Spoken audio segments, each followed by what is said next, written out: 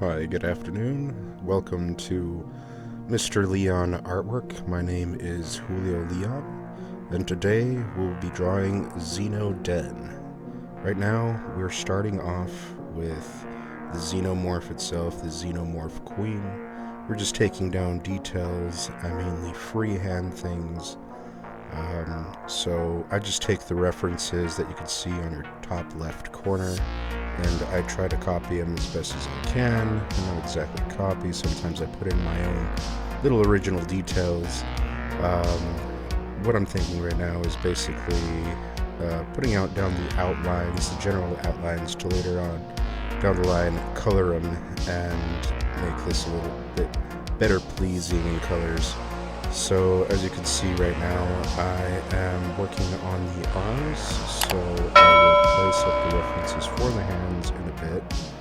The point of this is to be able to get as much detail as you can about the arms, about the details in the chest, anything that might be relevant to the actual drawing itself later down the line.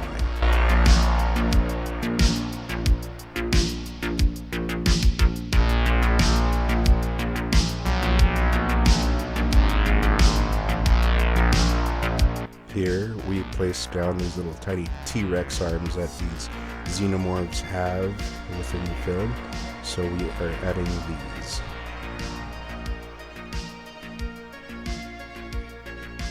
A little bit of what I want to see in the cave in order to actually place the character within the actual scenario. Kind of draw the general outline of where I want the actual Xenomorph Queen to be.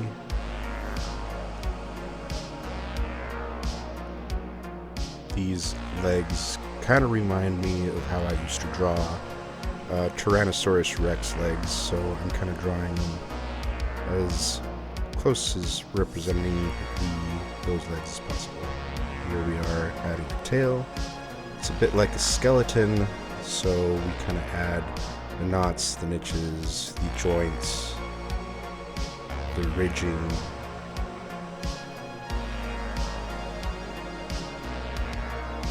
The spiked tail, of course, the famous spiked tail.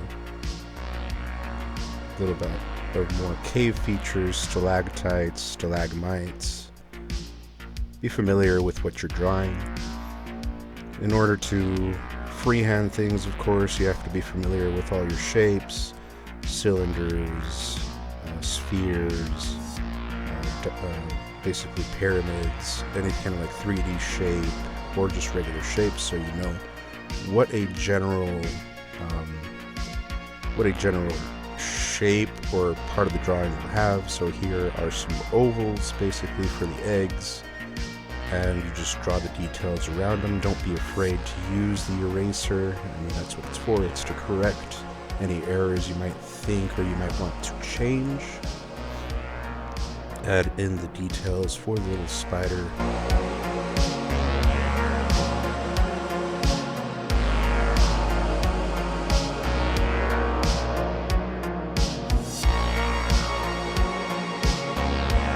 Just overall get your references from Google, anything that might help with the coloring, the actual shape itself. Crystals are pretty easy to draw, so I'm kind of familiar with them, so I kind of draw them automatically. I want these to glow bluish in a way, so I'm kind of leaving them everything without color, of course, for right now.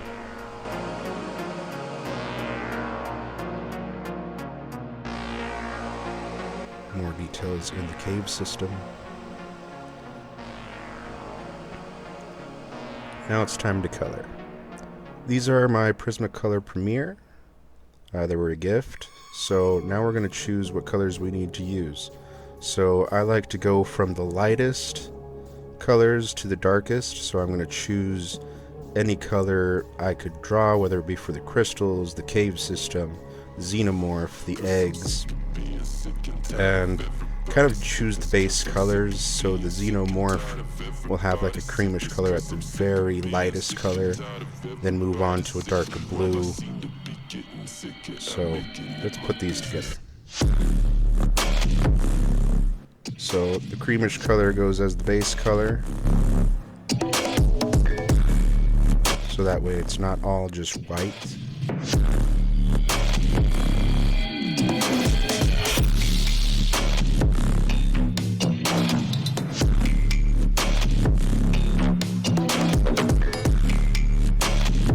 Add the coloring in where you think it's needed most.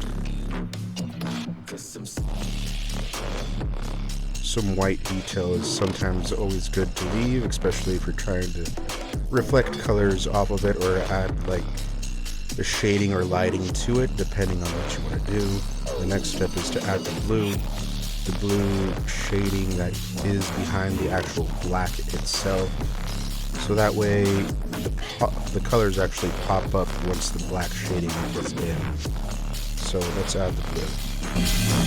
Cause I'm sick of being sick and tired of everybody's sickness. While I seem to be getting sicker, I'm making it my business. Cause when time and time again I feel the need to be vindictive towards all of those who feed and propagated all the ignorance.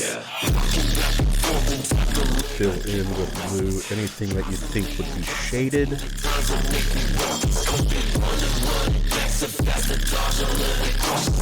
Leaving lighter spots for the actual reflection of the light itself. Whether it be white or the cream color, just leave it exposed.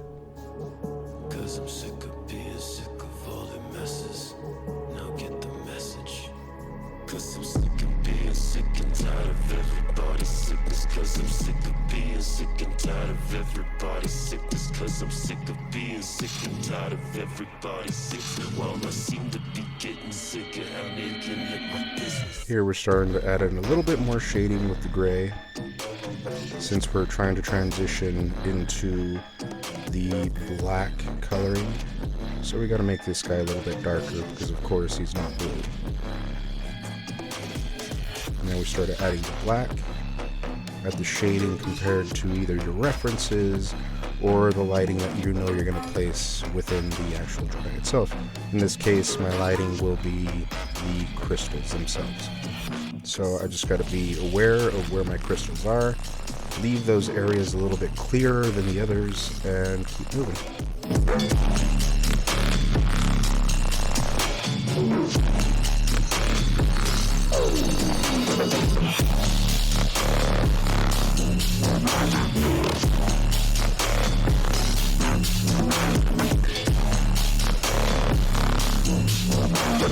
Since these are kind of like ribbed tails, and they're kind of like in cylinder form, to try to add like shading that's kind of cylinder-esque looking.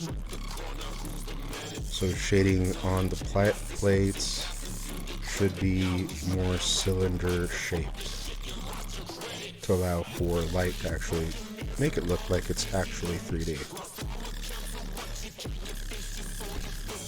The light colors for the spiders and the eggs, because later on we'll be adding more detail to these in the darker colors.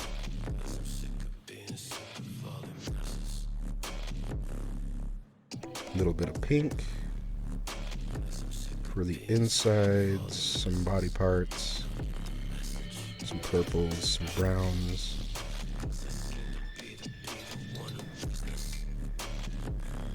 Let's go ahead and add a little bit more detail to these eggs, as they're not perfectly spherical, as you can see on the reference above. Now let's go into the crystals. As I mentioned, these things are going to be lit up, so I'm going to use brighter colors as to demonstrate that these actually have a light source coming out of them.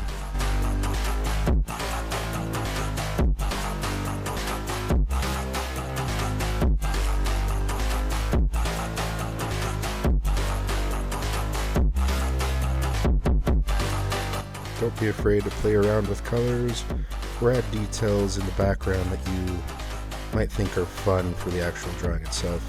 You could always think of details as you go. In this case, I wanted to add a cavern waterfall, and waterfall, water actually goes into a pit.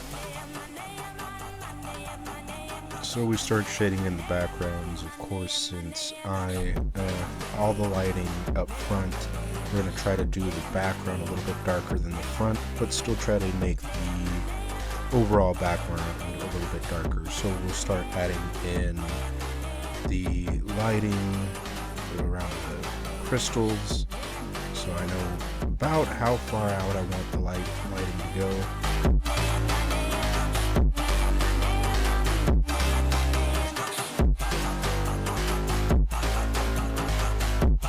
Start adding the tanning for the stalactites and stalagmites in the background, starting out with the tannish color.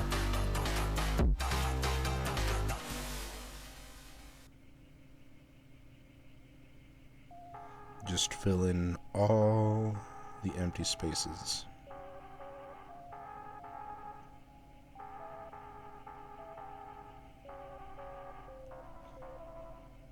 Next, we'll switch out to a goldish color. This actually reflects with light in actual person, so this gives the rocks a little bit more of a sheening color.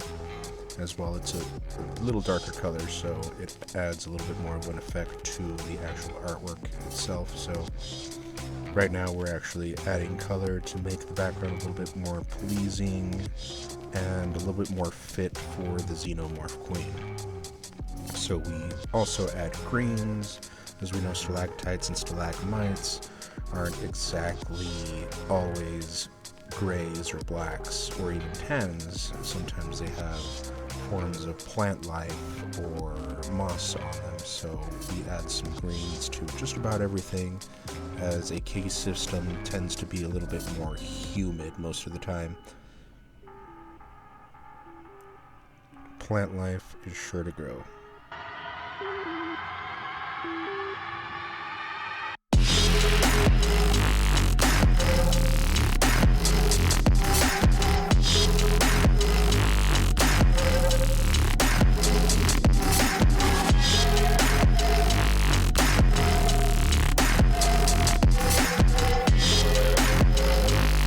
Start going into grays and blacks just to add a little bit more depth and shading into the actual artwork itself, making sure things pop out, making sure you can distinguish the background from the actual foreground in the front. So right now we're done with the first line of coloring. Next is step 2, which is darker colors. So we have to choose the darker colors, whether it be darker browns, darker blues, darker blacks. And we start with the lightest color, moving up towards the darker color. So we start with the lightest brown, then add the darker ones. And we start adding in where we actually want it to be darker, where the actual light from these crystals don't reflect at all. Behind the xenomorph, she's basically turning a bend in the cave, so back there really is no light, so I have to darken those areas. I have to darken the areas on the eggs, away from the crystals, darken the areas in the background, as in the actual background where the waterfalls are, there are no crystals. So just relevant references to where your lighting is very important.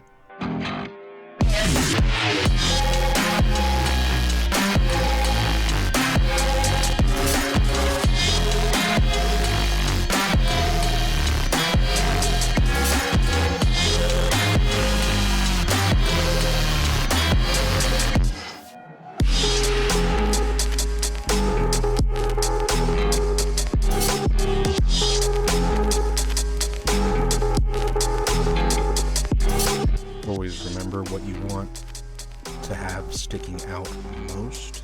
What do you want to pop out?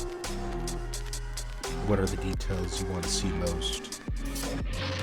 So in my case, it's anything in front of the crystals or beside them, which would be either the Xenomorph Queen or the eggs, and the background gets darkened as we want to push our attention away from it, but also have it in the background in case someone actually wants to look at it.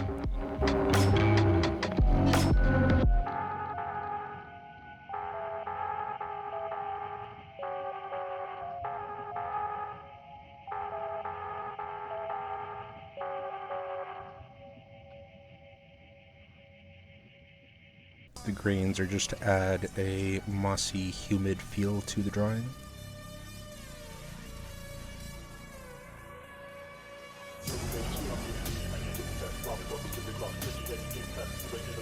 And every time we switch colors to a darker color, we add a new shade to the background or to the drawing itself.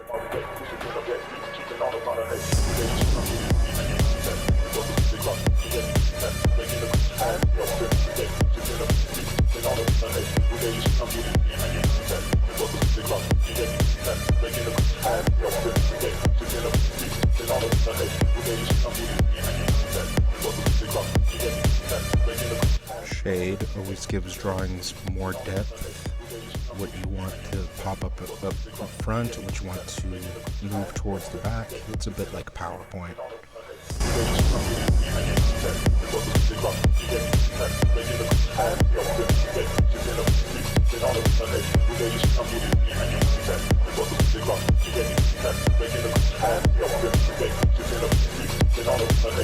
So now that we're getting our background finished, it's time to kind of blend in the Xenomorph Queen and its eggs into the background, so it actually looks like it's part of the drawing, not just popping out at you. So we start adding the darker shadings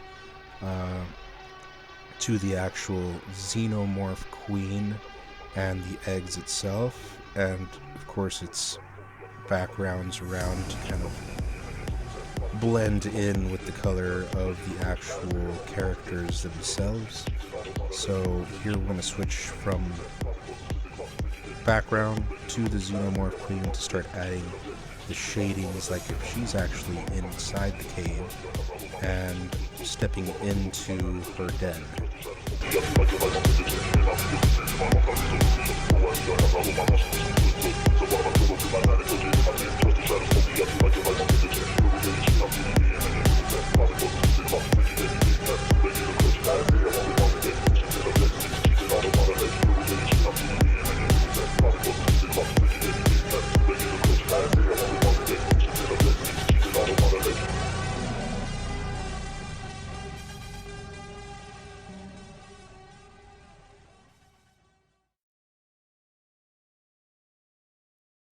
Once you're done shading everything in the way you'd like, once you've added all the shadings, the colors you really truly want to use around the lighting, the pop-out details, the characters, and the eggs, just sit back and enjoy your artwork and think, I created this.